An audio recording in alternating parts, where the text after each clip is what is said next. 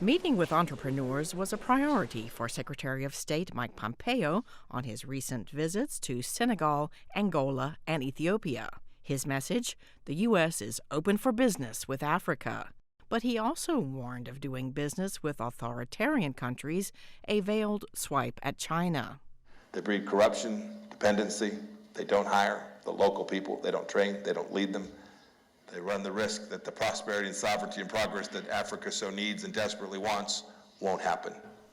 China has been the leading trading and business partner for Africa for a decade now, and the U.S. is lagging behind, experts tell VOA. Again, I think China has a longer game. It has a clearer plan for what it wants to do with its economic influence around the world, and America is consumed with a lot of its own issues at home. We're by far the largest provider of humanitarian aid to the continent. We do a lot of military engagements, joint exercises, counterterrorism operations, all of which are very welcomed by African states.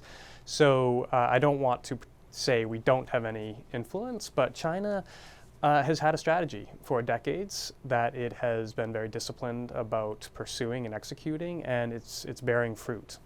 But other experts say a visit by the chief American diplomat sends a strong signal that the U.S. values Africa as an important business and strategic security partner. We had an American official on the continent, and it wasn't because of a health crisis or because of war or because all of the negative stereotypical stories that come out of the continent.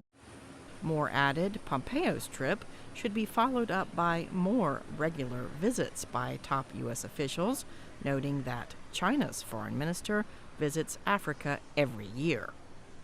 Cindy Saine, VOA News, Washington.